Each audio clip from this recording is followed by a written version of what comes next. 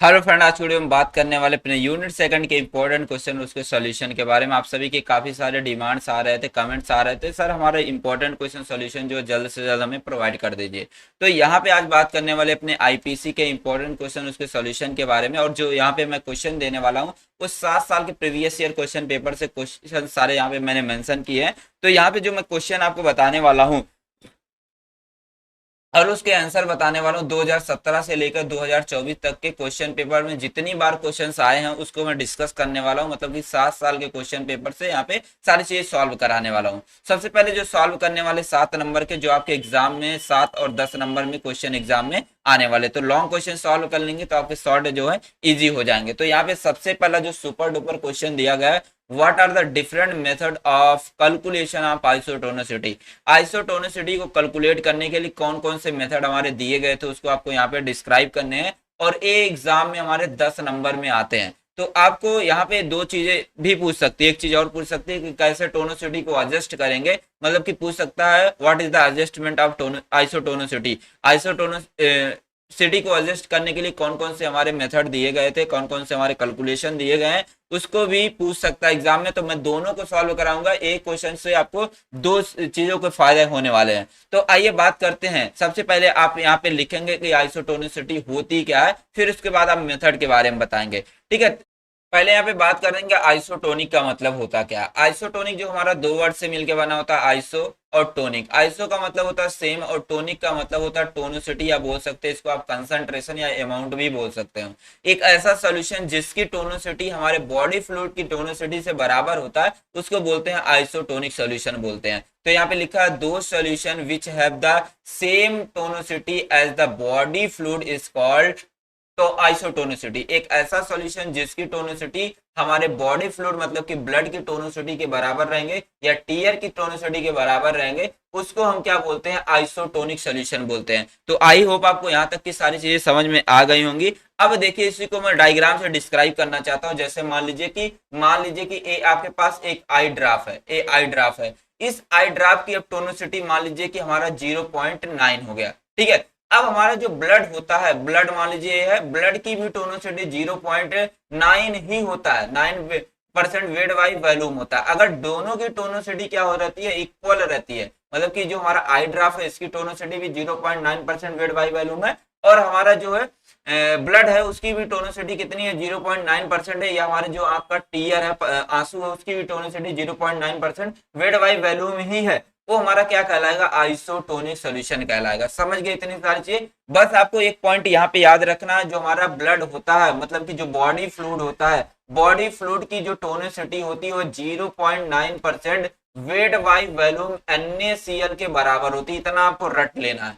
इसको अगर आप रट लेते हैं तो आपको बहुत सारी चीजें आपको समझ में आने वाली। चलिए यहाँ पे समझाते हैं आपको, और भी आपके डाउट्स जो क्लियर हो जाएंगे। जैसे मान लीजिए कि मैंने बोला कि जो ब्लड है, ब्लड की टोनिसिटी कितनी होती है हमारी, 0.9% वेट बाई वॉल्यूम होता है। इसके कहने का मतलब है 0.9 ग्राम लेंगे NaCl, इसको क्या करेंगे 100 ml वाटर के अंदर डिजोल्व कर देंगे, तो ये हमारा सोल्यूशन कैसा बन जाएगा, आइसोटोनिक सोल्यूशन बन जाएगा। मतलब कि अगर जो आप बनाते हैं, चाहे इंजेक्शन बनाते हैं, चाहे आप आंख में डालने वाला ड्रॉप बनाते हैं, तो उसकी टोनिसिटी हमारा इतना ही रहना चाहिए, मतलब कि उसके अंदर 0.9% मतलब कि 0.9 ग्राम NaCl रहना ही चाहिए।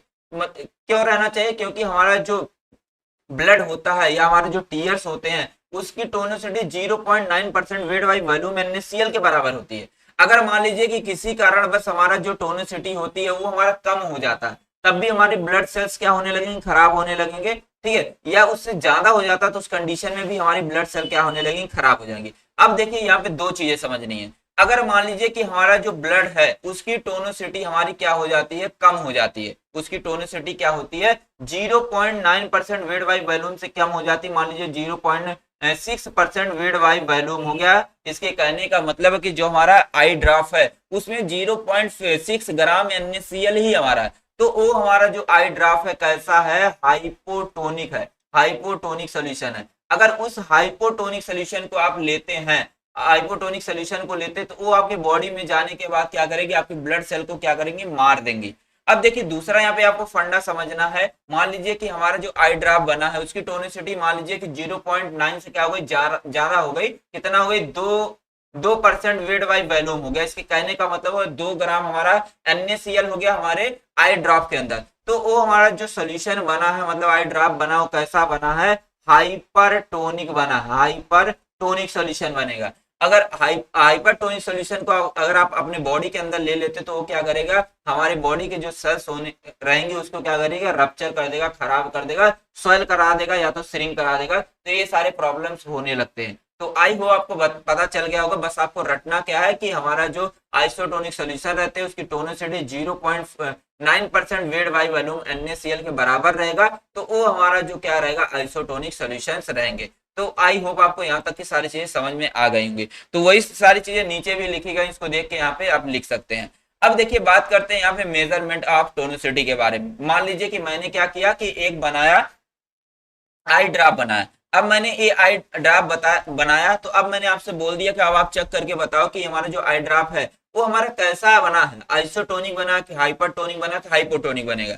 अगर आप आइसोटोनिक रहता तब तो उसको आप यूज कर सकते हैं, अपने आप के अंदर डाल सकते हैं। अगर मान लीजिए हाइपरटोनिक बन गया तब आप उसका यूज नहीं कर सकते हैं। अगर हाइपोटोनिक बन गया तब भी आप उसका यूज नहीं कर सकते। क्यों नहीं कर सकते, क्योंकि अगर आप उसका यूज करते हैं तो आपके बॉडी में जाने के बाद जो बॉडी की सेल्स मतलब ब्लड की सेल्स रहेंगी उसको रप्चर कर देगा, खराब कर देगा, जिसके वजह से आपके बॉडी के अंदर प्रॉब्लम हो सकते हैं, इरिटेशन हो सकते हैं। तो ये सारी चीजें हो सकती हैं। तो जब भी हमारे बनाए जाते हैं, कोई भी सॉल्यूशंस बनाए जाते हैं, उसकी टोनिसिटी कितनी रहती है, 0.9% वेट बाई वॉल्यूम NaCl के बराबर ही रहेगी, तब वो हमारा आइसोटोनिक सॉल्यूशन कहलाएगा। तो उसी को पता करने के लिए हमारे यहाँ पे 2 मेथड दिए गए हैं, मतलब कि एक क्रायोस्कोपिक मेथड दिया गया, दूसरा हमारा हेमोलाइटिक मेथड। ये दोनों मेथड हमें ये बताते हैं कि हमारा सॉल्यूशन कैसा आइसोटोनिक है, हाइपरटोनिक है, हाइपोटोनिक है। ठीक है, अब देखिए सबसे पहले बात करते हैं हम क्रायोस्कोपिक मेथड के बारे में। जो हमारा क्रायोस्कोपिक मेथड होता है, अगर इसके वर्ड के बारे में बात करते हैं, ये हमारा 2 वर्ड से मिलकर बना होता है, क्रायो और स्कोपिक। क्रायो का मतलब होता है फ्रीजिंग पॉइंट और स्कोपिक का मतलब होता है देखना, या बोल सकते हैं मेजरमेंट करना, एग्जामिन करना। ठीक है, तो यहाँ पे क्या करने वाले, जैसे मान लीजिए कि मेरे पास कोई एक सोल्यूशन है। ठीक है, मान लीजिए कि एक सोल्यूशन है, मैं बात करूं जैसे ब्लड की, ब्लड सेल की मैं बात करूं, तो ब्लड की जो फ्रीजिंग पॉइंट होती है, यहाँ पे मैं फ्रीजिंग पॉइंट की बेस पे चेक करने वाला हूँ कि हमारा सोल्यूशन कैसा है। तो हमारा जो ब्लड होता है, ब्लड का जो फ्रीजिंग पॉइंट होता है कितना होता है, 0.52 डिग्री सेल्सियस होता है। अगर हमारा जो ब्लड है, ब्लड की मैंने बोला फ्रीजिंग पॉइंट 0.52 डिग्री सेल्सियस होता है हमारा ब्लड, मतलब कि आइसोटोनिक सोल्यूशन है। अब मान लीजिए कि मेरे पास यहाँ पे एक सोल्यूशन है, अगर इसकी फ्रीजिंग पॉइंट 0.52 से ज्यादा है या 52 से क्या है, कम है, उसी को चेक करने वाले किसकी हेल्प से, क्रायोस्कोपिक से। जब हम क्या करेंगे, फ्रीजिंग पॉइंट को चेक कर लेंगे तो हम ये पता कर लेंगे कि हमारा सोल्यूशन हाइपरटोनिक है कि आइसोटोनिक है कि हाइपोटोनिक है। मैंने बोला कि ब्लड की फ्रीजिंग पॉइंट कितनी होती है, 0.52 होती है, मतलब कि हमारा ब्लड क्या होगा, आइसोटोनिक है। अब इसी से क्या करने वाले, कंपेयर करने वाले हैं। तो यहाँ पे वही लिखा गया है, in this method tonicity if any solution examine on the basis of freezing point। यहाँ हम क्या करने वाले हैं, फ्रीजिंग पॉइंट के बेसिस पे क्या करने वाले, किसी भी सॉल्यूशन की टोनिसिटी को चेक करने वाले हैं। तो देखिए इसको कैसे करते हैं। तो आपके पास एक होता है मशीन होती है जिसको हम बोलते हैं क्रायोस्कोप होती है। उस क्रायोस्कोप के अंदर क्या करते हैं, सबसे पहले एक स्टैंडर्ड सॉल्यूशन रहता है उसको रख देते हैं, और जिसके बारे में हमें पता करना रहता है, मतलब जो टेस्ट सॉल्यूशन रहता है उसको रख देते हैं। अब रख दिया मैंने। अब जो हमने बोला कि जो हमारा स्टैंडर्ड सॉल्यूशन होता है इसकी फ्रीजिंग पॉइंट कितनी होती है, 0.52 डिग्री सेल्सियस होती है। अब मान लीजिए कि हमने टेस्ट वाला सॉल्यूशन इस क्रायोस्कोप के अंदर ले जाके रख दिया। अब अगर इसकी फ्रीजिंग पॉइंट जो होती है 0.52 मतलब कि डिग्री सेल्सियस, मतलब स्टैंडर्ड के बराबर आ जाती है, तो उसका जो टोनिसिटी कैसा हो जाएगा, मतलब कि आइसोटोनिक सॉल्यूशन हो जाएगा। इतनी समझ गए। अब मान लीजिए कि दूसरा कंडीशन क्या हुआ कि अगर मान लीजिए कि इसकी फ्रीजिंग पॉइंट, टेस्ट वाले की फ्रीजिंग पॉइंट है 0.52 से कम आ गया, मान लीजिए कि 0 पॉइंट कितना आ गया, 3 डिग्री सेल्सियस आ गया, तो ये हमारा जो सॉल्यूशन कैसा हो जाएगा, हाइपोटोनिक हो जाएगा। समझ गए। अब देखिए तीसरा कंडीशन मान लेते हैं, अगर टेस्ट वाले का जो फ्रीजिंग पॉइंट है वह हमारा 0.52 से ज्यादा आ जाता है, क्योंकि स्टैंडर्ड का 0.52 होता है। अगर इससे ज्यादा हो जाता है, मान लीजिए मैंने लिख दिया 0.8 डिग्री सेल्सियस लिख दिया, तो ये हमारा सोल्यूशन कैसा हो जाएगा, हाइपरटोनिक सोल्यूशन हो जाएगा। तो हम क्रायोस्कोपिक मेथड में क्या करते हैं, स्टैंडर्ड वाले सोल्यूशन से टेस्ट वाले सोल्यूशन को कंपेयर करते हैं। मैंने बोला कि अगर टेस्ट वाले की जो फ्रीजिंग पॉइंट स्टैंडर्ड वाले के फ्रीजिंग पॉइंट से बराबर रहता है तो हमारा सोल्यूशन आइसोटोनिक हो जाएगा। अगर टेस्ट वाला जो रहता है हमारा क्या रहता है, उसकी टोनिसिटी जो है, सॉरी यहाँ पे उसकी फ्रीजिंग पॉइंट क्या होती है, ज्यादा हो जाती है, टेस्ट वाले की ज्यादा हो जाएगी, स्टैंडर्ड वाले की कम हो जाएगी, तो हमारा सोल्यूशन हाइपरटोनिक हो जाएगा। अगर हमारे टेस्ट वाले की फ्रीजिंग पॉइंट क्या होती है, कम हो जाती है, स्टैंडर्ड वाली की ज्यादा रहती है, तो हमारा जो सोल्यूशन रहता है कैसा रहेगा, हाइपोटोनिक रहेगा। अब वही सारी चीजें मैंने यहाँ पे लॉन्ग रेंज में कन्वर्ट करके लिख दिया, आप इसको देख करके यहाँ से लिख सकते हैं। ठीक है, तो अगर आप वीडियो पे जुड़े हैं, आपको मजा आ रहा है पढ़ने में, आपको सारी चीज समझ में आ रही है, तो वीडियो को लाइक जरूर से करिएगा, अपने दोस्त को भी शेयर जरूर करिएगा, क्योंकि आप पास हो रहे हैं तो दोस्त को भी पास कराइए। ठीक है, अब देखिए बात करते हैं यहाँ पे दूसरे मेथड की आता है, हीमोलाइटिक मेथड आता है। हीमोलाइटिक का पहले वर्ड का मतलब समझेंगे। हीमो का मतलब होता है ब्लड, लाइटिक का मतलब होता है ब्रेक डाउन। तो यहाँ पे हम क्या करने वाले, ब्लड का यूज करके हम क्या करने वाले, किसी भी सोल्यूशन की टोनिसिटी को चेक करने वाले कि हमारा जो सोल्यूशन है वो हमारा हाइपरटोनिक है, हाइपरटोनिक है कि हाइपोटोनिक है कि हाइपरटोनिक है कि आइसोटोनिक है, ये हम पता करने वाले हैं। तो मान लीजिए कि मेरे पास यहाँ पे कोई एक सोल्यूशन है। अब मैंने आपसे बोल दिया कि आप चेक करके बताओ कि आइसोटोनिक है कि हाइपरटोनिक है कि हाइपोटोनिक है, आपको चेक करके बताना है। तो आप क्या करेंगे, इसके अंदर डालेंगे ब्लड सेल को डालेंगे। कौन सा ब्लड सेल डालेंगे, आरबीसी मतलब कि रेड ब्लड सेल डालेंगे। अब जैसे इस सॉल्यूशन के अंदर डालते हैं, मतलब कि जैसे आरबीसी का आकार होता है हमारा डिश शेप का होता है, अगर उसी शेप का रह जाता है उसका आकार, तो हमारा सॉल्यूशन आइसोटोनिक हो जाएगा। अगर मान लीजिए कि मैंने आरबीसी डाला यहाँ पे, अगर उसका जो आकार है मतलब वो पिचक जाता है तो हमारा सॉल्यूशन कैसा हो जाएगा, वह हमारा हो जाएगा हाइपरटोनिक हो जाएगा। अगर मान लीजिए कि मैंने ब्लड सेल को इसी सॉल्यूशन के अंदर डाला, उसका आकार क्या होगा, बड़ा हो गया, स्वेल कर गया, तो हमारा सॉल्यूशन कैसा होगा, हाइपोटोनिक सॉल्यूशन हो जाएगा। तो यहाँ पे ध्यान से समझिए, लिखा in this method tonicity of the solution determine on the basis of breakdown of the blood cell. इसमें क्या करने वाले हैं, ब्लड सेल के ब्रेकडाउन के बेसिस पे, मतलब कि ब्लड सेल के टूटने के बेसिस पे चेक करने वाले हैं कि हमारा जो सॉल्यूशन है उसकी टोनिसिटी कैसी है, आइसोटोनिक है, हाइपरटोनिक है कि हाइपोटोनिक है, चेक करने वाले हैं। तो यहाँ पे क्या करते हैं, इन this method RBC place in the solution. मैंने बोला कि आरबीसी को क्या करते हैं, किसी भी सॉल्यूशन के अंदर डालते हैं, डिफरेंट टाइप के सॉल्यूशन के अंदर डालते हैं और उसकी टोनिसिटी को क्या करते हैं, चेक करते हैं। तो यहाँ पे लिखा गया we know that according to osmosis solvent. ठीक है, ऑस्मोसिस की प्रोसेस आपने पढ़ा था। ऑस्मोसिस में क्या होता है, move from the area of low concentration to higher concentration. मतलब कि ऑस्मोसिस में क्या होता है कि कोई भी चीजें लो कंसंट्रेशन से हाई कंसंट्रेशन की तरफ मूव करती है, आपने पहले भी पढ़ा है। अब देखिए होता क्या है, इसमें आगे समझते हैं। इसमें लिखा गया कि in this method first we dissolve RBC given the test solution. मतलब कि मेरे पास एक टेस्ट सॉल्यूशन रहेगा, उस टेस्ट सॉल्यूशन के अंदर क्या करेंगे, आरबीसी को डाल देंगे और डिसॉल्व कर देंगे। तो जैसे ही डालेंगे तो 3 कंडीशन देखने को मिल सकती है, 3 कंडीशन हो सकते हैं। सबसे पहला कंडीशन आ सकता है सेल श्रिंकिंग। मान लीजिए कि मेरे पास एक टेस्ट सॉल्यूशन है, अब टेस्ट सॉल्यूशन के अंदर मैंने क्या डाला, आरबीसी डाला। अब जैसे ही मैंने आरबीसी डाला तो देख सकते हैं आरबीसी का आकार पहले ऐसा गोल सा था, अब इसका क्या होगा, आकार कैसा होगा, पिचक गया, मतलब कि श्रिंक हो गया। श्रिंक का मतलब होता है पिचकना। तो हमारा जो सॉल्यूशन कैसा होगा, किस नेचर का होगा, हाइपरटोनिक नेचर का होगा, मैंने ऊपर ही बताया। तो वही चीजें यहाँ पे लिखी गई हैं। मतलब if the concentration of solution is greater than concentration of the blood cell. मतलब कि मैंने बोला था कि जो ब्लड होता है इसका कंसंट्रेशन कितना होता है, 0.9% वेट बाय वॉल्यूम के बराबर होता है। अब मान लीजिए इस सॉल्यूशन के बारे में हमें नहीं पता था कि इसका कंसंट्रेशन है कितना। अब जैसे ही मैंने इसके आरबीसी को मैंने जैसे इसके अंदर डाला, तो इसके अंदर की जो सेल है वो हमारी क्या हो गई, पिचक गई। अब पिचक क्यों गई, क्योंकि लिखा solvent move from blood to the solution and cell cause shrink. मतलब कि हमारा जो है, जो ब्लड है, ब्लड के अंदर की जो चीजें हैं वो हमारी किसकी तरफ मूव करने लगी, हमारे सॉल्यूशन की तरफ मूव करने लगी, जिसकी वजह से क्या होगा कि हमारी जो ब्लड सेल है वो हमारी क्या हो गई, पिचक गई, और सॉल्यूशन हमारा कैसा है, ये हमारा हाइपरटोनिक है। मैंने ब्लड सेल की हेल्प से ये पता लगा लिया कि हमारा सॉल्यूशन किस नेचर का है, हाइपरटोनिक है कि आइसोटोनिक है, हाइपोटोनिक है। तो यहाँ पे हमने हाइपरटोनिक को पता कर लिया। अब देखिए दूसरा कंडीशन क्या देखने को मिलता है। दूसरा कंडीशन, मान लीजिए कि मेरे पास एक सॉल्यूशन है, टेस्ट सॉल्यूशन। इस टेस्ट सॉल्यूशन के अंदर मैंने डाला आरबीसी को डाला। अब जैसे ही मैंने आरबीसी को डाला तो क्या हो गया, देखा मैंने कि आरबीसी का जो आकार है वो बढ़ गया। जैसे ही आकार इसका बढ़ जाएगा मतलब कि स्वेलिंग आ जाएगी उसके अंदर, मतलब हमारा सॉल्यूशन कैसा रहेगा, हाइपरटोनिक सॉल्यूशन रहेगा। अब देखिए तीसरा कंडीशन आएगा क्या, कि मैंने मान लीजिए आरबीसी डाला, टेस्ट सॉल्यूशन के अंदर डाला। जैसे ही मैंने डाला कि देखा आरबीसी का आकार जैसे पहले था वैसे हमारे सॉल्यूशन के अंदर भी जाने के बाद रहता, मतलब कि हमारा जो आरबीसी वह नॉर्मल रहता है, तो हमारा सॉल्यूशन कैसा रहेगा, आइसोटोनिक रहेगा। समझ गए सारी चीजें। मैंने बताया 3 कंडीशन बताए मैंने। पहले तो मैंने जैसे ही आरबीसी को डाला तो आरबीसी के अंदर क्या हुए कि श्रिंकिंग आ गई, श्रिंकिंग जैसे आ गया तो हमारा क्या होगा, हाइपरटोनिक हो गया। दूसरा कंडीशन मैंने जैसे आरबीसी को डाला सॉल्यूशन के अंदर डाला तो क्या हो गई, सॉइल हो गई, फूल गई, तो हमारा सॉल्यूशन कैसा होगा, हमारा हाइपोटोनिक हो गया। तीसरा कंडीशन मैंने क्या हुआ कि जैसे आरबीसी को डाला नॉर्मल थी, नॉर्मल ही रह गई सॉल्यूशन के अंदर, हमारा सॉल्यूशन कैसा होगा, आइसोटोनिक हो गया। तो आई होप आपको समझ में आ गया होगा।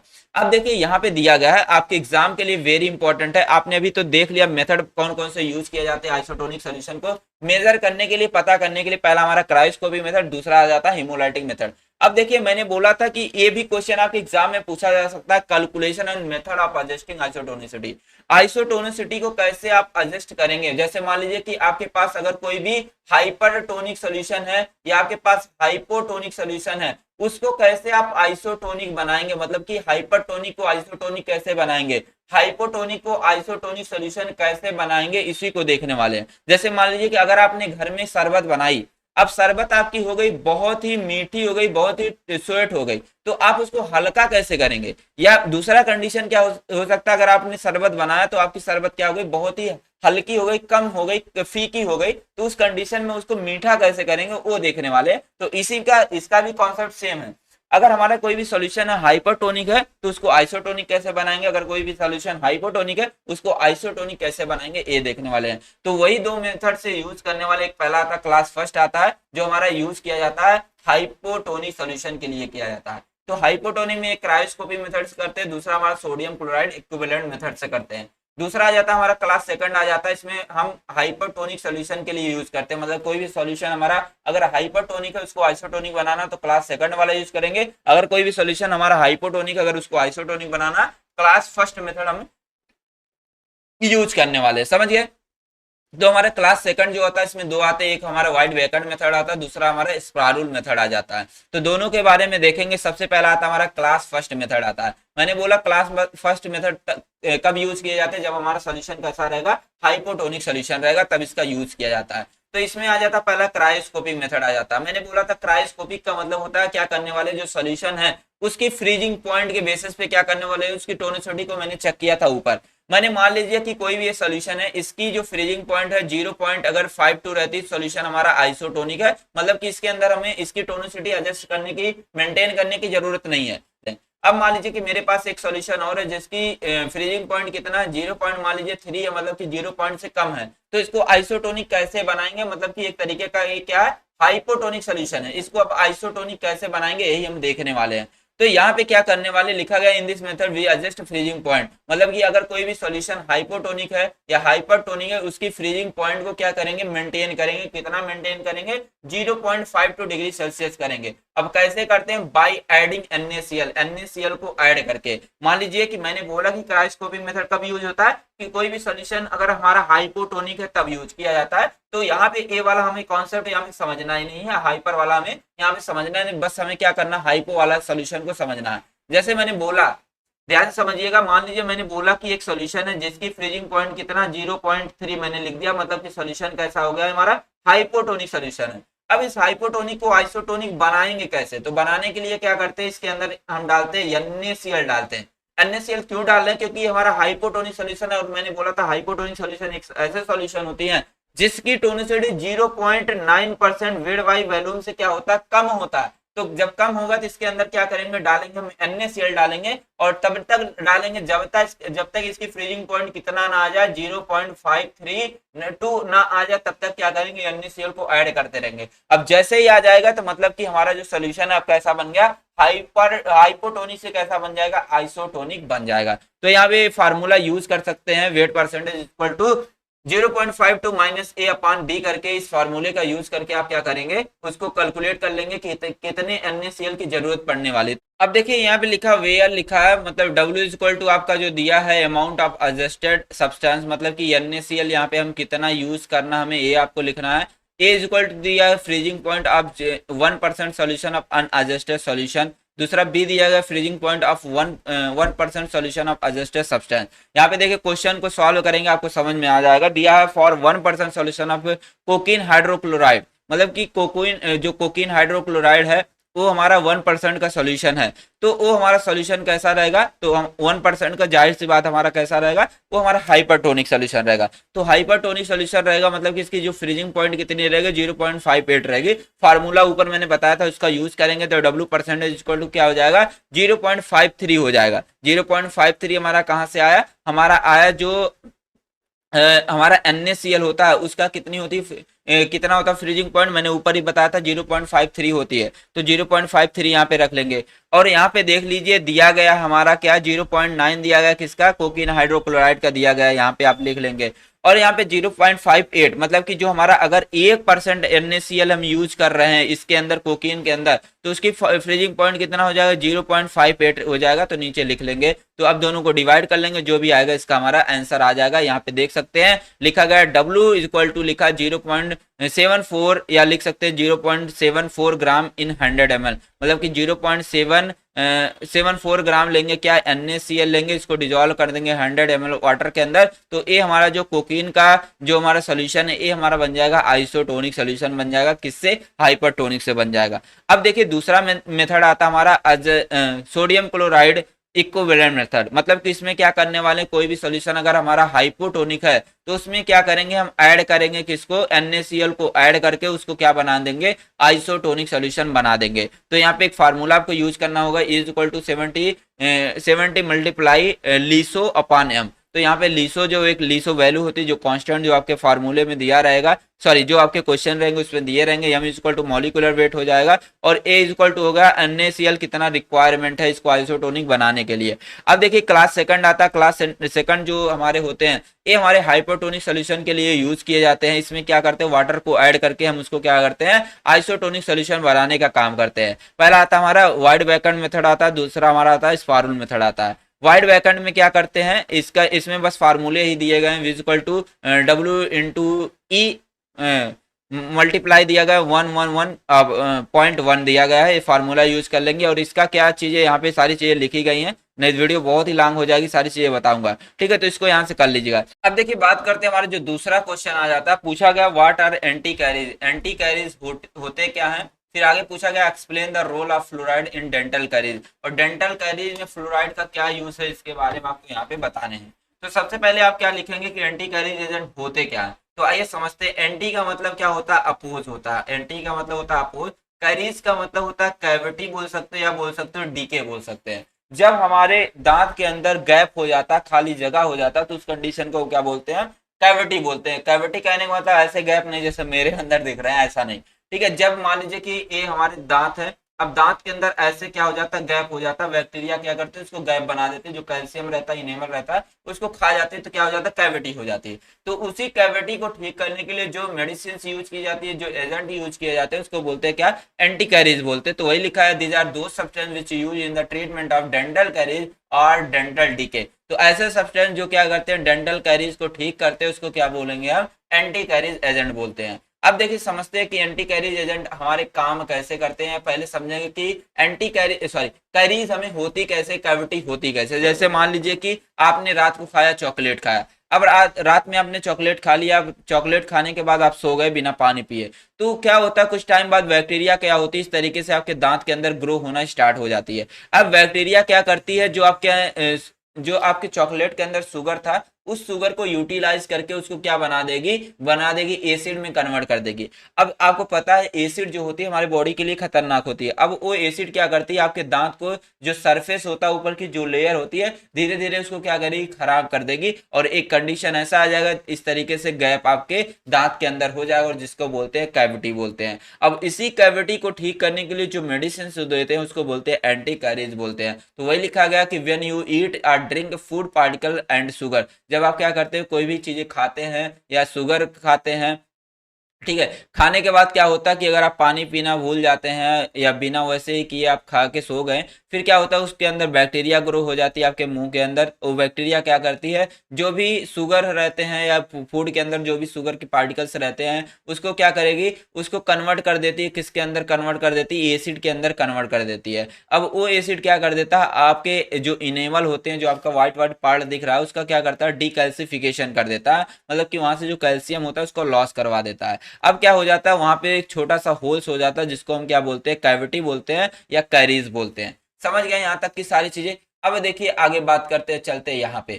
ठीक है, पूछा गया role of the fluoride in the treatment of dental caries. Dental caries को ठीक करने के लिए हमारे जो है फ्लोराइड का क्या क्या रोल्स होता है इसके बारे में लिखना है। सबसे पहले लिखेंगे पहला point, fluoride is the main substance which use in the treatment of dental carries. हमारे जो फ्लोराइड होते हैं या डेंटल कैरीज को ठीक करने वाले सबसे इंपॉर्टेंट सब्सटेंस होते हैं। ठीक है, यहाँ पे लिखा है कि fluoride occurs naturally in the our body and also found in the small amount of variety of food. मतलब कि जो हमारे फ्लोराइड होते हैं ये हमारे नेचुरली ऑब्टेन होते हैं और ये हमारे फूड के अंदर पाए जाते हैं, और जो आपके घर में नल लगे रहते हैं उसके अंदर भी फ्लोराइड होते हैं।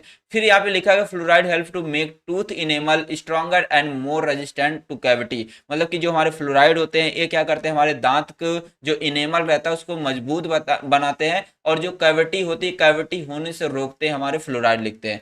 फिर यहाँ पे लिखा है but in place where the ground water is lack of fluoride element dental problem are more common. मतलब कि जो हमारे घर घर के अंदर जो नल लगे रहते हैं वहां से जो पानी निकलते हैं उसके अंदर भी क्या होते हैं, हमारे फ्लोराइड होते हैं। कभी कभी क्या होता है कि हमारे जो ग्राउंड वाटर होते हैं उसमें क्या होती है कि फ्लोराइड की मात्रा कम हो जाती है, तो उस कंडीशन में क्या होती है कि लोगों को डेंटल प्रॉब्लम होने लगते हैं। आगे लिखा गया कि the process of adding the fluoride in the municipal water term the fluoridation. अब देखिए यहाँ पे एक टर्म आता है फ्लोरिडेशन आता है, 2 नंबर में पूछा जाएगा कि फ्लोरिडेशन होता क्या है। फ्लोरिडेशन का मतलब होता है अगर मान लीजिए आपके घर के नल में क्या हो गया, फ्लोराइड की मात्रा कम आ रहा है, इसमें जो है फ्लोराइड जो है आपके पानी में कम आ रहा है, तो क्या करते हैं हम अलग से उसमें फ्लोराइड को ऐड करते हैं। तो यहाँ पे लिखा जो गांव गांव में म्युनिसिपल वाटर होते हैं, गांव गांव में जो टंकी लगी रहती है उसमें क्या करते हैं अलग से फ्लोराइड को डालते हैं। अब उस फ्लोराइड को जब हम डालते हैं तो उस कंडीशन को क्या बोलते हैं, उस टर्म को क्या बोलते हैं, हम फ्लोरिडेशन करते हैं।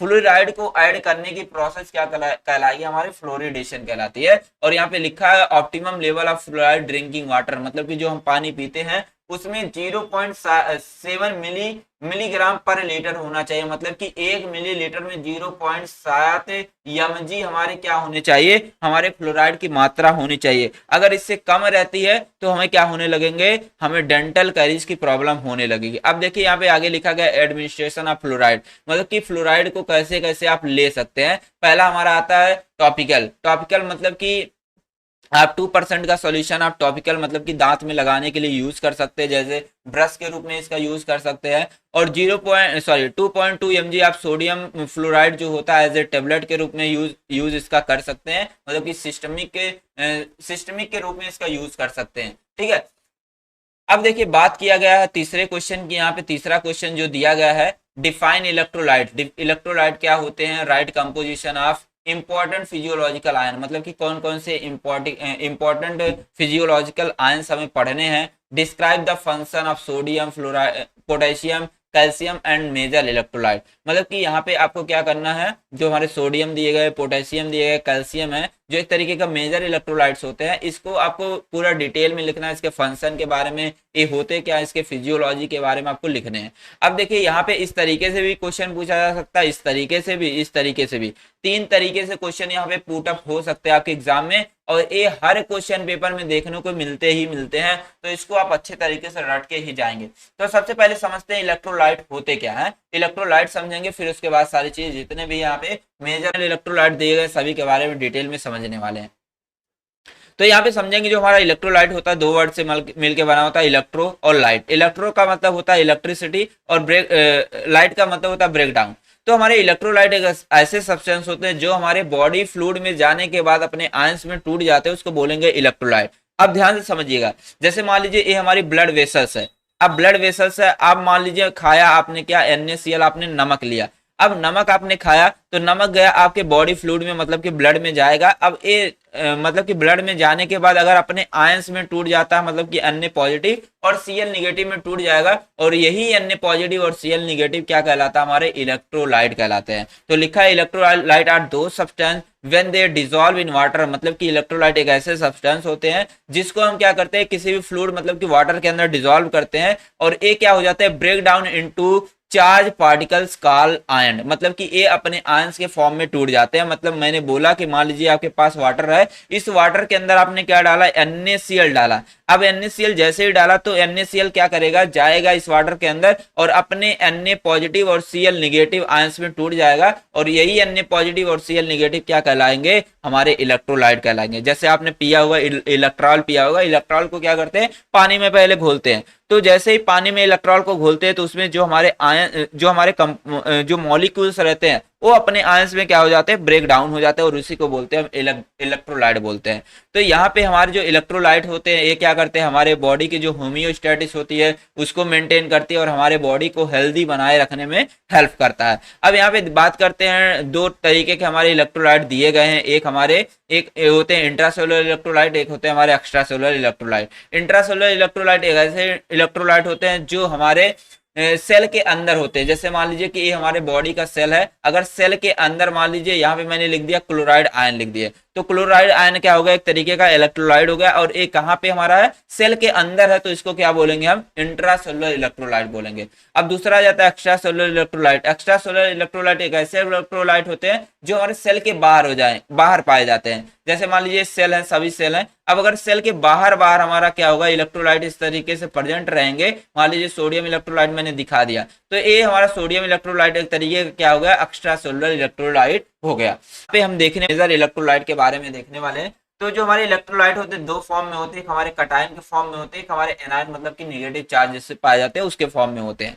हमारे कटायन में आ जाते हैं सोडियम, आ जाता है पोटेशियम, कैल्शियम, ठीक है, यहाँ पे कैल्शियम लिख लीजिएगा, कैल्शियम हमारा हो गया, और हमारा क्या हो गया, इसको कैल्शियम कर लीजिएगा, मैग्नीशियम हो गया। और अनायन में हमारा हो गया क्लोराइड, बाइकार्बोनेट, फास्फेट हो गया, और हमारे सल्फेट आ गए। ठीक है, ये सारे हमारे क्या हो गए, ये हमारे हो गए मेजर इलेक्ट्रोलाइट हो गए। अब देखिए सभी के बारे में थोड़ा डिटेल में देख लेते हैं। ठीक है, एग्जाम में कोई भी यहाँ से पूछा जा सकता है, इसलिए आपको अच्छे तरीके से पढ़ने हैं। जितने सारे क्वेश्चन मैं आपको दे रहा हूँ, ठीक है, सारे अगर आप सॉल्व कर लेते हैं तो आपके 17-18 नंबर कहीं जाने वाले नहीं है।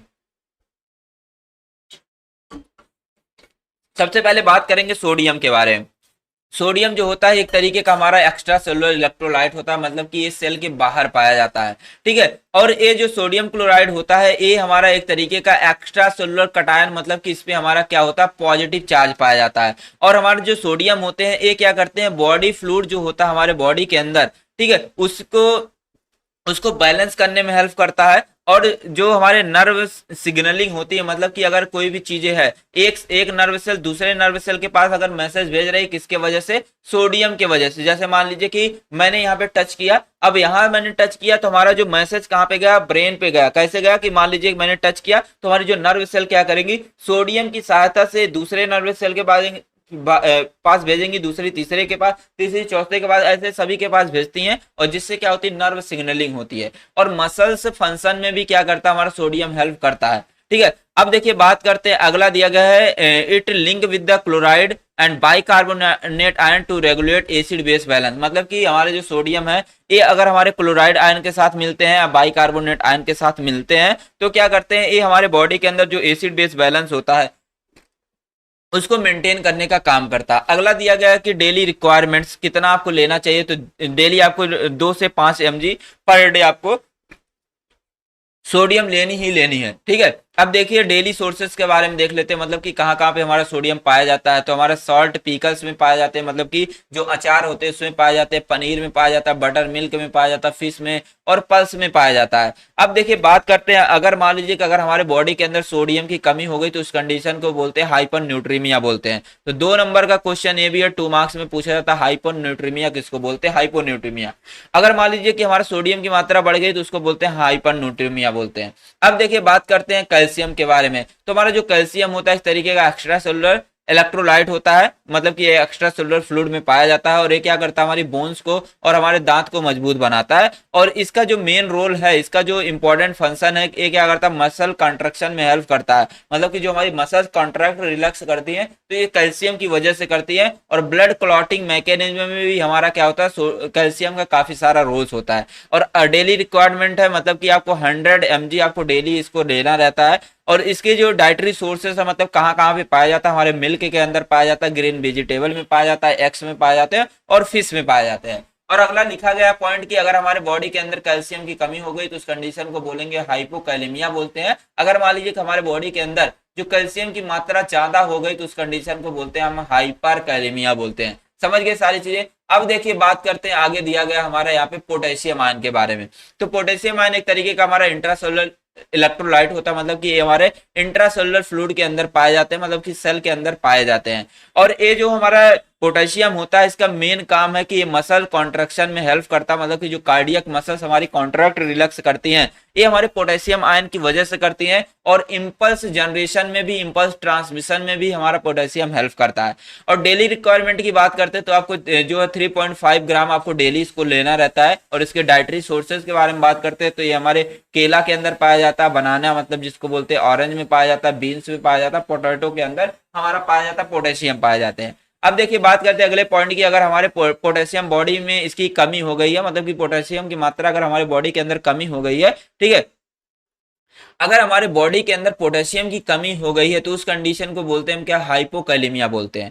अगर मान लीजिए कि हमारे बॉडी के अंदर पोटेशियम की मात्रा ज्यादा हो गई तो उस कंडीशन को बोलते हैं हम हाइपरकैलेमिया बोलते हैं। समझ गए। एक कैल्सीमिया होता है, कैलेमिया होता है, दोनों के जो डिफरेंस जरूर से याद रखिएगा, घुमाने के लिए एग्जामिनर पूछ सकता है। अब देखिए बात करते हैं मैग्नीशियम आयन के बारे में। तो हमारा जो मैग्नीशियम आयन होता है एक तरीके का हमारा जो होता है इंट्रासेलुलर इलेक्ट्रोलाइट होता है, मतलब कि हमारे सेल के अंदर पाए जाते हैं इलेक्ट्रोलाइट। और ये जो मैग्नीशियम होता है ये हमारे क्या करता है, बोन्स को बनाने में हेल्प करता है, हमारे दांत को बनाने में हेल्प करता है और ग्लूकोज मेटाबॉलिज्म में हेल्प करता है। और इसकी जो डेली रिक्वायरमेंट है आपको मतलब 270 से 350 mg इसको डेली आपको लेने रहते हैं, पर डे लेने रहते हैं। और ये हमारा जो कहाँ कहाँ पे पाया जाता है, मतलब कि नट में पाया जाता है, ग्रीन में, ग्रेन्स में पाए जाते हैं और हमारे ग्रीन वेजिटेबल्स में पाए जाते हैं। ग्रेन्स का मतलब होता है जो अनाज होते हैं उसमें, ठीक है। अगर मान लीजिए कि हमारे बॉडी के अंदर मैग्नीशियम की कमी हो गई तो उस कंडीशन को बोलते हैं हाइपोमैग्नीशियमिया बोलते हैं। अगर मान लीजिए कि हमारे बॉडी के अंदर मैग्नीशियम की ज्यादा हो गई मात्रा तो उसको बोलते हैं हाइपर मैग्नीशियमिया बोलते हैं। तो इसको याद रखिएगा। अब देखिए बात करते हैं क्लोराइड आयन के बारे में। जो हमारे जो क्लोराइड आयन होते हैं एक तरीके का हमारे एक्स्ट्रा सोलर इलेक्ट्रोलाइट होते हैं, मतलब कि हमारे जो सेल होती है सेल के अंदर, सॉरी सेल के बाहर पाए जाते हैं, इसको बोलते हैं एक्स्ट्रा सेलुलर इलेक्ट्रोलाइट बोलते हैं। और ये क्या करता है, हमारे बॉडी के अंदर एसिड बेस बैलेंस को मेंटेन करने का काम करता है और ऑस्मोटिक प्रेशर को भी मेंटेन करने का काम करता है। अब देखिए बात आगे आती है हमारी कि इसकी कितनी रिक्वायरमेंट होती है डेली। तो हमें 2 से 3 ग्राम जो आपको डेली इसको लेना रहता है। और इसके अगर सोर्सेस के बारे में बात करते हो तो ये हमारे सी वाटर में पाया जाता है, टमाटो के अंदर पाया जाता है और वेजिटेबल्स के अंदर पाए जाते हैं। अब देखिए अगले पॉइंट की बात करते हैं तो हमारे जो क्लोराइड होते हैं अगर इसकी मात्रा हमारे बॉडी के अंदर घट जाती है तो उस कंडीशन को बोलते हैं हाइपर क्लोरीमिया बोलते हैं। अगर इसकी मात्रा हमारे बॉडी के अंदर बढ़ जाती है उसको बोलते हैं क्या, हाइपर क्लोरीमिया बोलते हैं। समझ गए। अब देखिए बात करते हैं अगला हमारा आता है फास्फेट आ जाते हैं। तो फास्फेट आयन जो होते हैं हमारे एक तरीके के हमारे इंट्रासेलुलर इलेक्ट्रोलाइट होते हैं, मतलब कि ये हमारे इंट्रासेलुलर फ्लूइड के अंदर पाए जाते हैं, ठीक है। और ये क्या करते हैं, हमारे बॉडी के अंदर एसिड बेस बैलेंस को मेंटेन करते हैं। और इसका काम जो है ये क्या करता है, हमारी बोन्स को मजबूत बनाता है और हमारे जो टीथ होते हैं उसको भी मजबूत बनाने का काम करता है, मतलब ये हमारे टीथ के अंदर और बोन्स के अंदर प्रेजेंट होते हैं। डेली रिक्वायरमेंट की बात करते हैं तो ये आपको डेली है 700 mg आपको डेली लेना रहता है इसको। और इसके सोर्सेज के बारे में बात करते हो तो ये हमारा मिल्क में, मीट में और नट्स में पाया जाता है।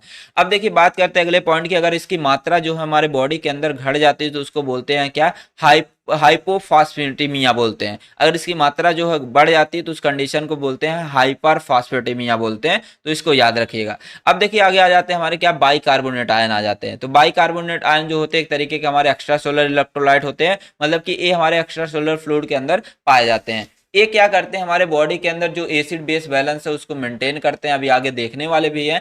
और ये क्या करता है, जो हमारे सेंट्रल नर्वस सिस्टम होता है और जो सेंट्रल नर्वस सिस्टम के जो टिश्यू होते हैं उसको प्रोटेक्ट करने का काम करता है, सुरक्षा प्रोवाइड करने का काम करता है। डेली रिक्वायरमेंट की बात करते हैं तो हमें जो है 100 से 400 mg इसको डेली लेना चाहिए। अगर इसके सोर्सेज के बारे में बात करते हैं तो ये हमारे फ्रूट के अंदर पाया जाता है, वेजिटेबल में पाया जाता है, मिल्क में पाया जाता है, नट्स में पाए जाते हैं और सीड के अंदर पाए जाते हैं।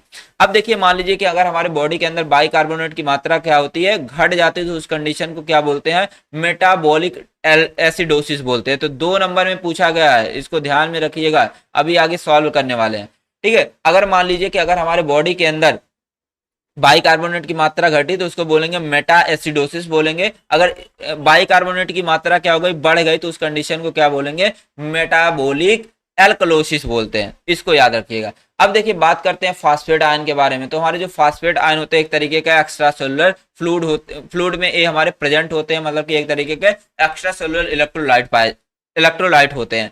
ये क्या करते हैं, हमारे जो फ्लूइड होते हैं हमारे बॉडी के अंदर जो भी फ्लूइड होते हैं उसको बैलेंस करता है, और ये हमारे जो जॉइंट होते हैं उसको सपोर्ट देने का काम करता है, हेल्दी बनाने का काम करता है। जो डेली रिक्वायरमेंट होती है आपको 300 से 400 mg इसको डेली लेना रहता है, और इसकी जो डाइटरी सोर्सेस है ये हमारा मीट में पाया जाता है, फिश में पाया जाता है, और एग के अंदर पाया जाता है, वेजिटेबल के अंदर ये पाया जाता है।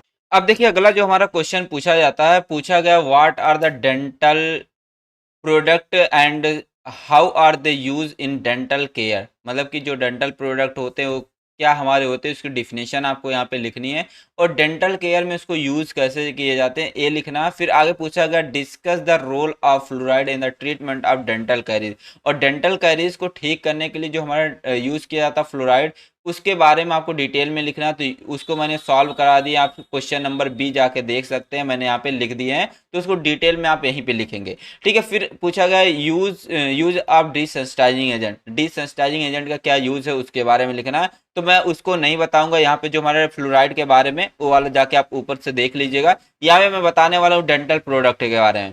तो डेंटल प्रोडक्ट, डेंटल का मतलब होता है दांत, प्रोडक्ट का मतलब जो भी चीजें यूज किए जाते हैं। तो दांत के लिए जो भी चीजें यूज की जाती है, मतलब कि अगर हमारे दांत के अंदर प्रॉब्लम हो गया, जैसे दांत में दर्द होना, दांत में कैविटी होना, मुंह से बदबू आना, तो ये सारी चीजों को ठीक करने के लिए जो प्रोडक्ट यूज करते हैं उसको बोलते हैं डेंटल प्रोडक्ट बोलते हैं। तो लिखा dental product are those substance which prevent the dental caries, decay and give the freshness and cleanness to the mouth and teeth. मतलब कि डेंटल प्रोडक्ट एक ऐसे सब्सटेंस होते हैं जो क्या करते हैं, हमारे दांत में होने वाले डेंटल कैरीज या डेंटल डीको को ठीक करते हैं, और हमारे मुंह और दांत को साफ करते हैं, फ्रेशनेस करते हैं, उसको क्या बोलते हैं, हम डेंटल प्रोडक्ट बोलते हैं। दूसरी भी मैंने डिफिनेशन यहाँ पे लिख रखी है, और करके कोई भी आप इसमें से जो डिफिनेशन समझ में आए वो लिख सकते हैं। तो यहाँ पे लिखा गया डेंटल प्रोडक्ट एक ऐसे सब्सटेंस होते हैं क्या जो क्या करते हैं, हमारे दांत में होने वाले प्रॉब्लम को ठीक करते हैं, और हमारे दांत को मजबूत बनाते हैं, मतलब कि मेंटेन करते हैं और साफ करते हैं, उसको बोलते हैं हम क्या, डेंटल प्रोडक्ट बोलते हैं। ठीक है, जैसे हमारे डेंटल प्रोडक्ट हमारे मार्केट के अंदर अवेलेबल होते हैं, जैसे टूथपेस्ट हो गया, टूथ पाउडर हो गया, डेंटिफ्राइसेस हो गए, ये सब हमारे डेंटल प्रोडक्ट के रूप में हमारे यूज किए जाते हैं, और जिसका यूज हम दांत में होने वाले प्रॉब्लम को ठीक करने के लिए करते हैं। अब देखिए बात किया गया क्लासिफिकेशन ऑफ डेंटल प्रोडक्ट के बारे में। क्लासिफिकेशन में आप सारी चीजें लिखेंगे, एंटी कैरीज मैंने ऊपर बताया, जाके उसको देख लीजिएगा। और यहाँ पे आ जाता है डेंटिफ्राइसेस। डेंटिफ्राइसेस हमारे क्या होते हैं, मतलब कि जो दांत को साफ करने के लिए दिए जाते हैं। अब हमारे क्वेश्चन पेपर में पूछा गया डिसेंसिटाइजिंग एजेंट के बारे में। तो डिसेंसिटाइजिंग के बारे में यहाँ पे हम डिटेल में समझेंगे, लेकिन आप एग्जाम में सभी के डिफिनेशन लिख देंगे दो दो लाइन, तो आपके जो है कॉपी भर जाएंगे। डिसेंसिटाइजिंग एजेंट एक ऐसे एजेंट होते हैं जो दांत में होने वाले झंझनाहट को ठीक करते हैं। मतलब कि यहाँ पे देख सकते हैं एक लड़की है जो बर्फ को खाई है, मतलब कि अगर कोई भी पर्सन बर्फ को खाता है या कोई गर्म चीजों को खाता है तो उसके दांत में अचानक से झंझनाहट होने लगती है, तो उसको ठीक करने के लिए जो मेडिसिन से देते हैं, जो डेंटल प्रोडक्ट देते हैं, उसको बोलते हैं क्या, डिसेंसिटाइजिंग एजेंट बोलते हैं। तो डिफिनेशन यहाँ से देख करके आप लिख लीजिएगा। ठीक है, यहाँ पे पेनफुल सेंसेशन का मतलब होता है दांत में झंझनाहट होना। ठीक है, अब देखिए बात करते हैं, जैसे हमारा इसमें एग्जांपल आ जाता है जिंक क्लोराइड जो होता है डिसेंसिटाइजिंग एजेंट के रूप में यूज किया जाता है। सिल्वर नाइट्रेट हमारा यूज किया जाता है, आप सेंसोडाइन का नाम सुने होंगे, तो उसमें सारी चीजें हमारी यूज की जाती है।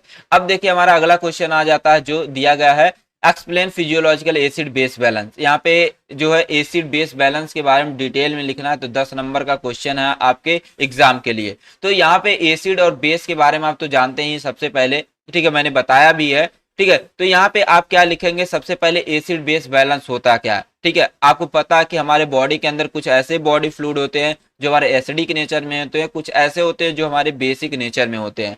तो आपको पता है कि हमारे बॉडी का जो एसिडिक और बेसिक मीडियम है वो हमारा मेंटेन रहना बड़ा ही जरूरी होता है। अगर मान लीजिए बढ़ जाता, वो घट जाता, तो हमारे बॉडी के अंदर होने लगते हैं प्रॉब्लम। तो लिखा है कि our body contains many fluids, मतलब कि हमारे बॉडी के अंदर कई तरीके के बॉडी फ्लूइड्स होते हैं, इन विच सम फ्लूइड आर एसिडिक, इसमें से हमारे कुछ फ्लूइड होते हैं जो हमारे एसिडिक नेचर में होते हैं, and some are basic in nature, कुछ ऐसे बॉडी फ्लूइड होते हैं जो हमारे बेसिक नेचर में होते हैं, मतलब कि बेस होते हैं। Now there acidic and basic nature depend on the pH number, मतलब कि जो हमारा बॉडी फ्लूइड जो कुछ एसिडिक नेचर के होते हैं और कुछ बेसिक नेचर के होते हैं, वो किस पे डिपेंड करता है, मतलब पीएच पे। अगर मतलब कि जिसका पीएच 7 से कम रहेगा वो हमारा एसिडिक रहेगा, एसिडिक फ्लूइड रहेगा, और जिसका पीएच हमारा 7 से ज्यादा रहेगा उसका पीएच कैसा रहेगा, हमारा बेसिक रहेगा। ठीक है, और ये हमारा किसके ऊपर डिपेंड करता है, ये हमारे हाइड्रोजन आयन के अंदर डिपेंड करता है। ठीक है, अगर मान लीजिए कि हाइड्रोजन आयन का कंसंट्रेशन हमारे बॉडी के फ्लूइड के अंदर,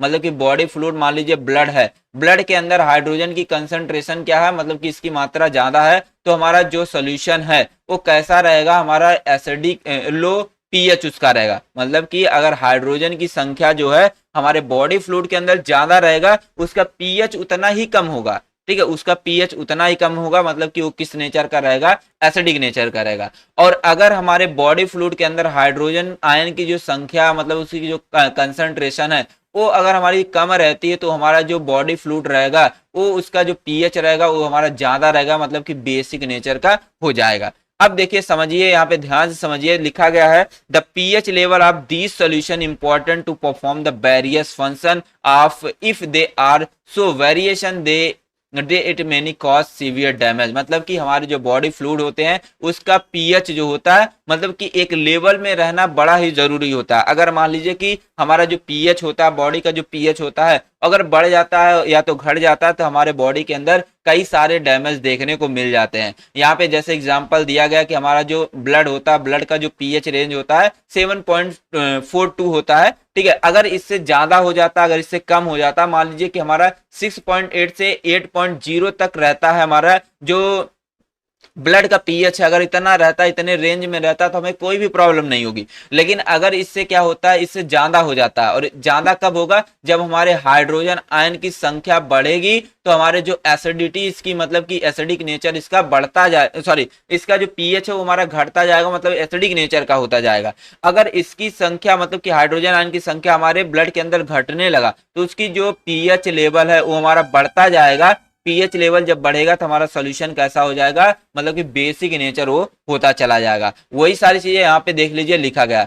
अब देखिए यहाँ पे लिखा गया लिखा गया if the blood pH down up from the range, मतलब कि अगर हमारे ब्लड का पीएच जो होता है 6.8 से 8.0 से ज्यादा हो जाता है या तो कम हो जाता है, तो क्या होगा, काज सम सीवियर डैमेज। तो हमारे बॉडी के अंदर क्या होने लगेंगे, कई सारे सीवियर डैमेज होने लगेंगे, मतलब कि जो ब्लड सेल्स होंगी या बॉडी की जो सेल्स होंगी वो क्या होने लगेंगी, डैमेज होने लगेंगी, और हमारी सेल्स की क्या होने लगेगी, डेथ होने लग जाएगी। तो ये जो हमारा बॉडी के अंदर जो एसिड बेस बैलेंस है, ये मतलब मेंटेन होना बहुत ही जरूरी होता है। तो यहाँ पे कई सारे दिए गए सिस्टम दिए गए जो क्या करते हैं, हमारे बॉडी के पीएच लेवल को मेंटेन करते हैं। जैसे हमारा दिया बफर सिस्टम, मतलब कि बफर की हेल्प से हम क्या करेंगे, पीएच को मेंटेन करेंगे। रिस्पायरेटरी सिस्टम के थ्रू हम पीएच को मेंटेन करते हैं, और रीनल सिस्टम के थ्रू पीएच को मेंटेन करने का काम करते हैं। यहाँ पे सबसे पहले बात करते हैं बफर सिस्टम के थ्रू। आपको पता है कि बफर हमारे एक ऐसे सोल्यूशन होते हैं जो क्या करते हैं, पीएच को चेंज होने से रोकते हैं। मतलब कि अगर आप बफर सोल्यूशन को लेंगे तो क्या करेगा, अगर बॉडी के अंदर जाता है उसके साथ अगर कोई चीजें लेते हैं तो क्या करेगा, पीएच को चेंज होने से रोक देगा।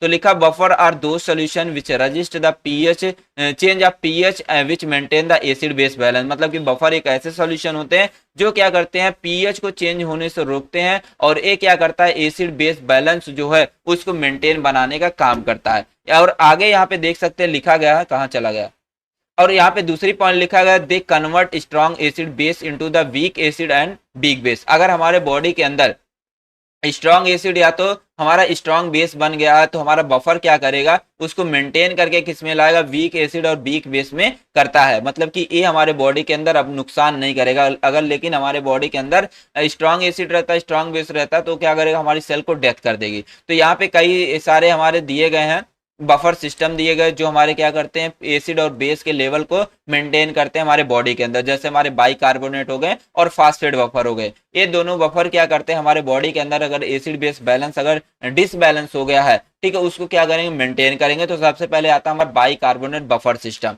तो आपको पता है कि हमारा जो बाइकार्बोनेट सिस्टम होता है, ये क्या करता है, हमारे ब्लड में जो पीएच का लेवल होता है उसको रेगुलेट करता है, मेंटेन करता है। और आपको ये भी पता है कि हमारे ब्लड के अंदर क्या होते हैं, बाइकार्बोनेट आयंस होते हैं। अब बाइकार्बोनेट आयंस अगर मान लीजिए इसके अंदर हमारा हाइड्रोजन इसके अंदर ज्यादा हो गया, या अगर इस बाइकार्बोनेट आयन से हमारा हाइड्रोजन रिमूव हो गया, तो उस कंडीशन में क्या हो जाएंगे कि हमारे बॉडी के अंदर अंदर जो एसिड बेस बैलेंस है वो हमारा क्या होने लगेगा, इम्बैलेंस होने लगेगा। तो हमारा जो हमारा बाइकार्बोनेट बफर होता है ये क्या करता है, उस पीएच के लेवल को मेंटेन करने का काम करता है, वही देखने वाले। तो इसमें दो केस आपको देखने के मिलेंगे। सबसे पहला केस क्या देखने को मिलेगा, तो यहाँ पे लिखा है व्हेन इंक्रीज हाइड्रोजन आयन, जब क्या होता है कि हमारे ब्लड के अंदर हाइड्रोजन आयन की संख्या बढ़ने लगती है। तो आपको पता है हाइड्रोजन आयन बढ़ेगा मतलब कि एसिडिटी हमारी क्या होगी, बढ़ने लगेगी। और जो बाइकार्बोनेट आयंस होते हैं ये हमारे हाइड्रोजन से, मतलब कि जो हाइड्रोजन बढ़ रहा था उससे कंबाइन होके किसमें कन्वर्ट हो जाते हैं, कार्बोनिक एसिड में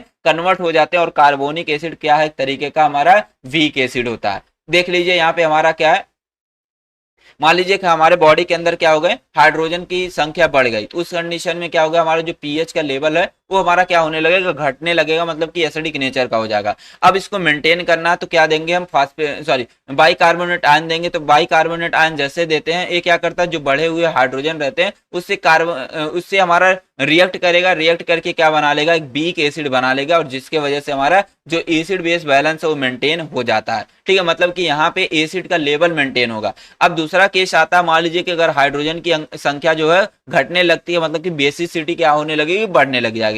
तो हमारे जो कार्बोनिक एसिड है ये क्या करते हैं, अपने अंदर से हाइड्रोजन को रिलीज करते हैं और एक किसमें कन्वर्ट हो जाते हैं, हमारे SCO3 में कन्वर्ट हो जाते हैं। तो ये क्या करता है, यहाँ पे मेंटेन कर लेता है पीएच को, मतलब कि जो बढ़ा हुआ यहाँ पे पीएच था, मतलब कि जो बेसिसिटी बढ़ी थी अब वो क्या हो जाएगी, मेंटेन हो जाएगी। ठीक है, इस डायग्राम को मैंने सेपरेट वीडियो बनाई, वहां से उसको जाके जरूर समझ लीजिएगा, नहीं तो वीडियो बहुत ही ज्यादा लॉन्ग हो जाएगी। ठीक है, अब देखिए तीसरा आता है हमारा फॉस्फेट बफर आ जाता है। फॉस्फेट बफर क्या करता है, जो हमारे इंटेस्टाइनल फ्लूइड होते हैं, मतलब कि इंटेस्टाइन के अंदर जो फ्लूइड पाए जाते हैं उसके अंदर एसिड और बेस को मेंटेन करने का काम करते हैं। तो दो तरीके से यहाँ पे करता है, पहला हमारा मोनो हाइड्रोजन फॉस्फेट बफर आता है, दूसरा हमारा आता है डाई हाइड्रोजन फॉस्फेट के फॉर्म में क्या करता है, एसिड बेस बैलेंस को मेंटेन करता है। पहला केस यहाँ पे देखिए, यहाँ पे हाइड्रोजन आयन की संख्या यहाँ पे क्या हो रही है, बढ़ रही है। तो हमारा जो मतलब कि एसिडिटी क्या होने लगती है, हमारे बॉडी के मतलब इंटेस्टाइन का जो फ्लूइड है वहां पे बढ़ने लगती है। तो हमारा जो मोनो हाइड्रोजन फॉस्फेट है ये क्या करता है, इस हाइड्रोजन से कंबाइन हो जाता है, कंबाइन होके बना लेता है क्या, डाई हाइड्रोजन फॉस्फेट बना लेता है। और इसकी वजह से क्या होता है, जो एसिडिटी हमारी बढ़ी थी अब वो हमारी क्या हो जाएगी, मेंटेन हो जाएगी। अब देखिए दूसरा कंडीशन क्या आता है, दूसरे कंडीशन में दिया गया कि जब हमारे हाइड्रोजन की संख्या हमारे इंटेस्टाइन में घटने लगती है, इंटेस्टाइनल फ्लूइड में घटने लगती है, तो बेसिसिटी हमारी बढ़ने लगती है। अब इसको मेंटेन करना है तो क्या होगा कि हमारा जो डाई हाइड्रोजन फॉस्फेट था ये क्या करेगा, अपने अंदर से रिलीज करेगा हाइड्रोजन आयन को, और बढ़ी हुई एसिड बेसिसिटी को क्या करेगा, मेंटेन करने का काम करेगा। तो इस तरीके से इसको लिख सकते हैं। अब देखिए आता है हमारा रिस्पायरेटरी सिस्टम आ जाता है। रिस्पायरेटरी सिस्टम भी क्या करता है, एसिड बेस बैलेंस को मेंटेन करता है। कैसे करता है कि जब हमारे बॉडी के अंदर मान लीजिए कि अगर कार्बन डाइऑक्साइड की मात्रा क्या होने लगती है, बढ़ने लगती है, तो उस कंडीशन में भी हमारा जो पीएच है वो पीएच में कोई ना कोई चेंजेस देखने को मिलता है। अगर हमारे कार्बन डाइऑक्साइड की जो मात्रा है वो अगर घटने लगती है तब भी हमारे पीएच में कोई ना कोई चेंजेस हो जाते हैं। तो ये हमारा जो रिस्पायरेटरी सिस्टम होता है तो ये क्या करता है, बढ़े हुए पीएच को, बढ़े हुए कार्बन डाइऑक्साइड को, घटे हुए कार्बन डाइऑक्साइड को मेंटेन करता है।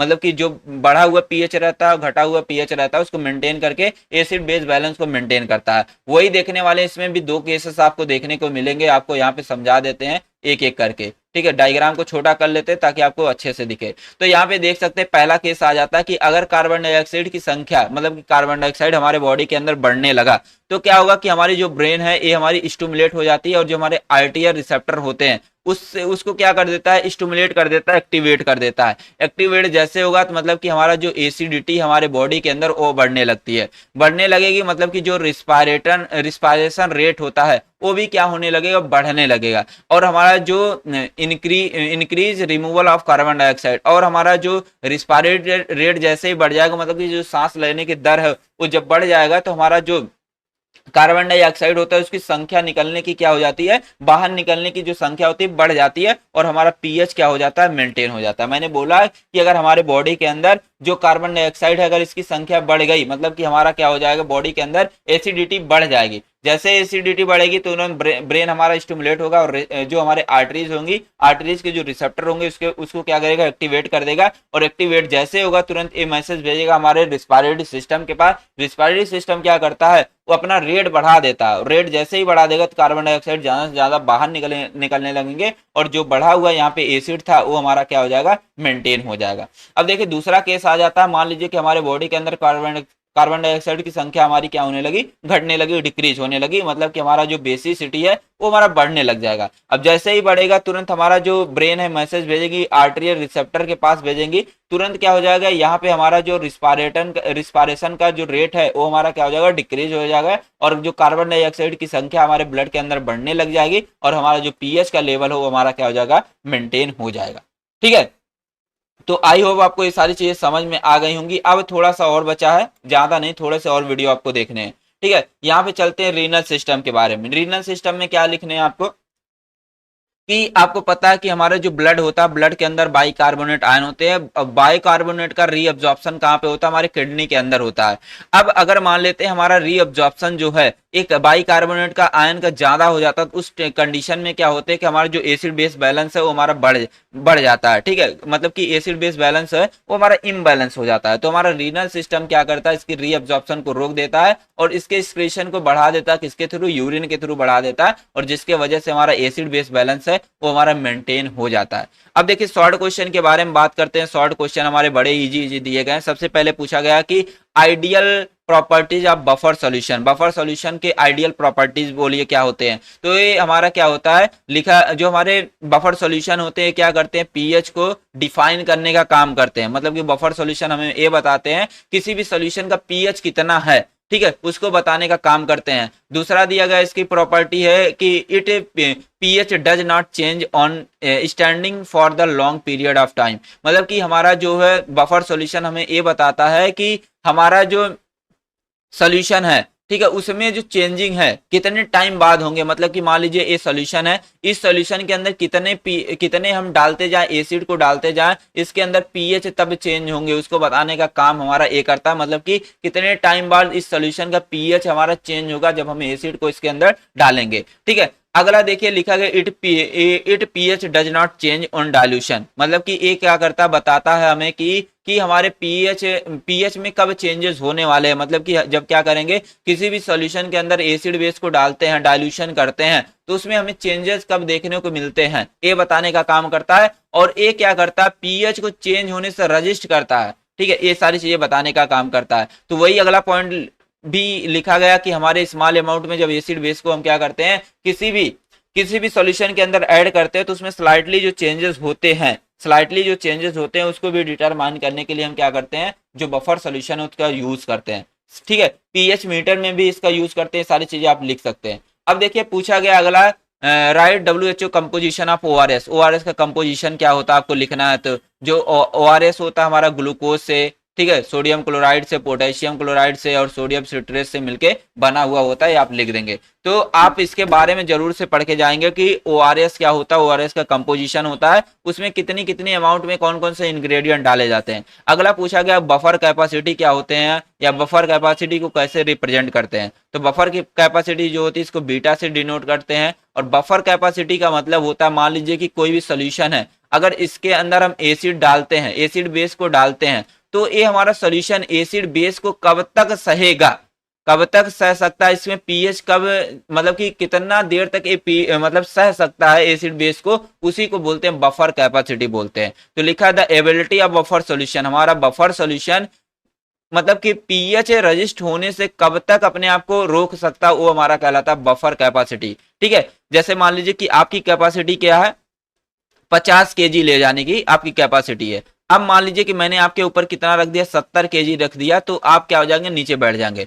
तो इसी तरीके से मान लीजिए हमारा बफर सॉल्यूशन है, इसके अंदर मान लीजिए कि मैंने 5 ml डाला, एसिड डाला, इसके अंदर कोई भी चेंजेस नहीं हुए।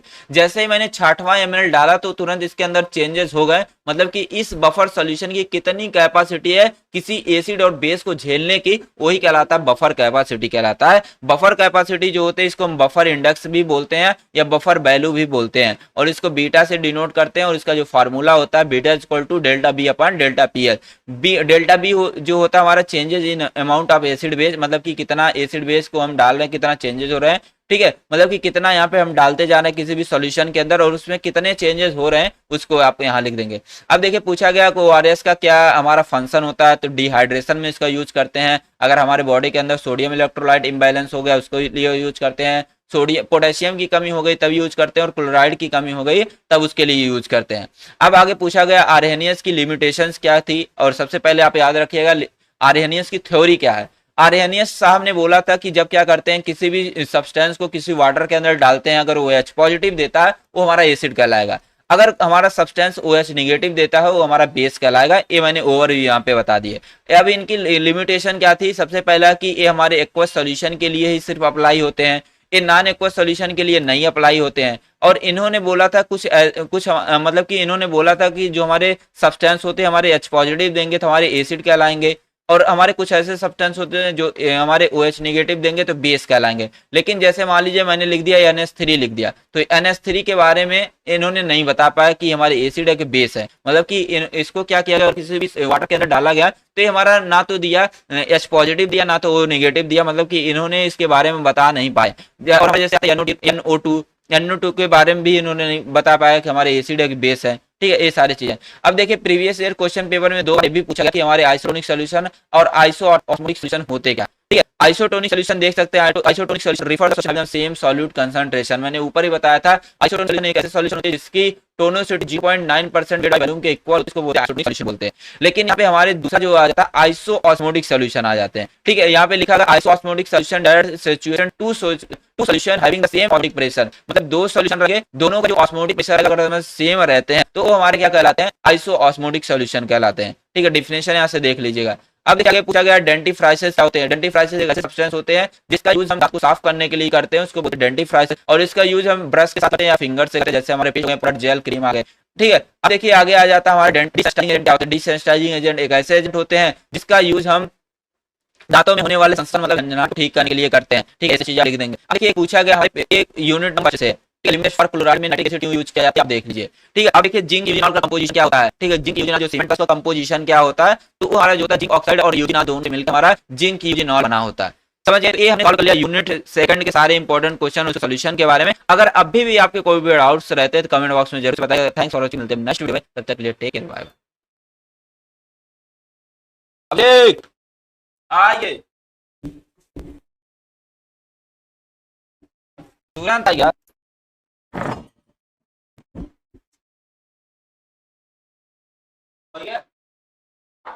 बहुत